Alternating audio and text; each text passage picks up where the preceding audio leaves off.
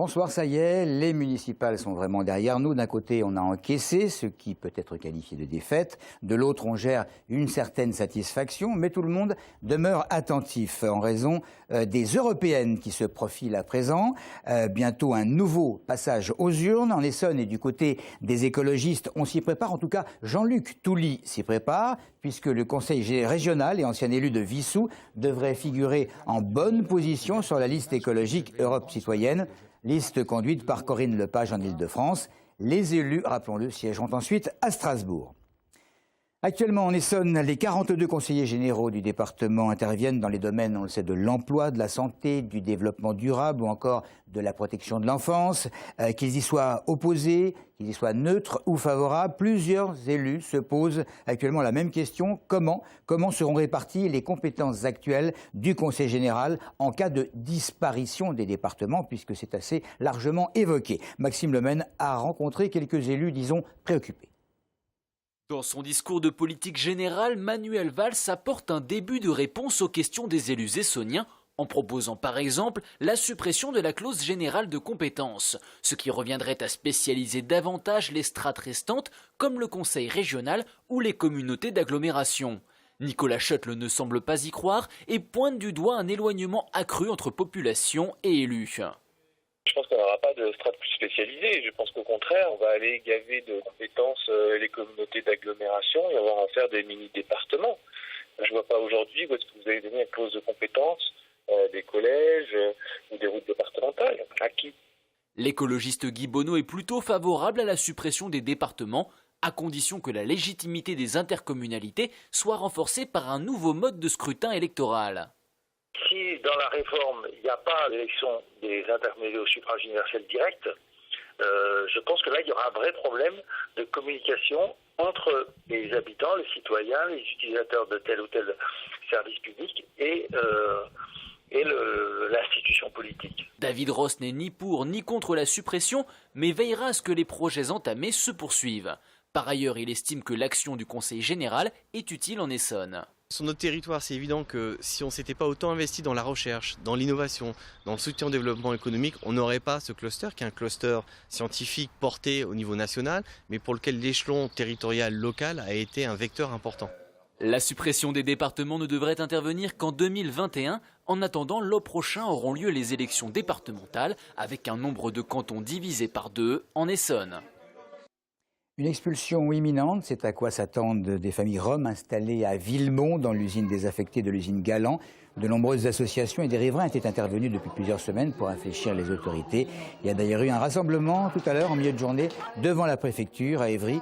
Le scénario s'était déjà produit à Vigneux hier, où s'est déroulée l'évacuation d'une dizaine de familles installées illégalement près de la fosse Montalbot. Leurs baraquements ont été détruits. Revenons sur cette rêve partie du week-end dernier à Gironville. La fête sauvage à laquelle 2000 jeunes ont participé aura fait pour quelques 15 000 € de dégâts. Le terrain est un site naturel classé protégé. Son propriétaire a déposé plainte, tout comme diverses associations.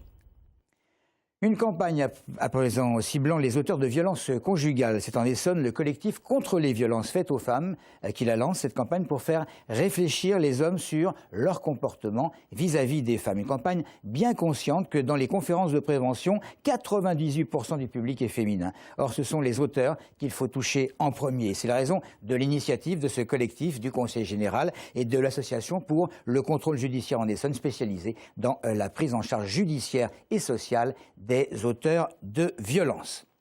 La mise en examen de Serge Dassault dans le cadre de suspicions d'achat de voix pour de précédentes campagnes municipales. Aucun contrôle judiciaire n'a été imposé au sénateur essonnien. À l'issue d'une garde à vue en février dernier, il était, rappelons-le, sorti libre du bureau des juges du pôle financier, en sachant qu'il serait ultérieurement convoqué pour un interrogatoire en vue justement d'une éventuelle mise en examen. Chaque année, il y a la fête des voisins, histoire de faire rencontrer des personnes qui résident à quelques mètres et dont on ne connaît généralement pas le nom. Et dans le train, l'anonymat est malheureusement de rigueur, alors que quelques petits efforts de sociabilité plairaient en principe à tout le monde. Certains n'osent pas. Le train, c'est néanmoins un lieu de rencontre avec de bons et de mauvais souvenirs qui ne laissent jamais indifférents. Des enfants qui ont commencé à faire un espèce de cirque avec des clowns, ils ont commencé à plaisanter avec tout le monde et ça durait 1 heure de trajet, donc c'était bien plaisant parce que souvent les gens dans le train ils se parlent pas. La pire expérience, c'est le train qui, paraît-il, s'arrêterait partout et qui devient express. J'en ai un souvenir de grève, que j'ai resté dormir à la gare du Nord. J'emmène mes petits-enfants qui adorent les trains, qui adorent les RER, etc. Vous voyez, ils revenaient des Maldives et ils ont dit « Oh, on a pris 3 RER, Orlyval, tout, etc. » Et c'était presque mieux que le séjour aux Maldives. Un retour de Marseille avec un suicidé sur la voie. On s'est rencontrés sur le quai d'ici. Voilà, on attendait, donc on s'est dit, on va discuter ensemble. Puis après, ça a été bombardé, alors il n'y avait plus de ligne du tout. Voilà, c'est tous les seuls souvenirs que j'ai. Quand il arrive à l'heure. Voilà, ça c'est un bon souvenir. C'est quand je pars en vacances, donc c'est toujours un bon souvenir. En fait, des artistes qui chantent dans les trains. C'est des belles rencontres dans le train. Voilà, des belles rencontres, des belles personnes. On passe 5 minutes, 10 minutes à discuter. Quand ça roule bien. Quand le matin, il n'est pas en retard. Le manque de civilité de certaines personnes. Je dirais que c'est les meilleurs moments en fait, avoir une personne en face de vous qui sourit. Voilà quelques mots sur le Cyclope à l'intérieur duquel on peut de nouveau pénétrer depuis maintenant quelques jours. La saison des visites a repris à Milly-la-Forêt.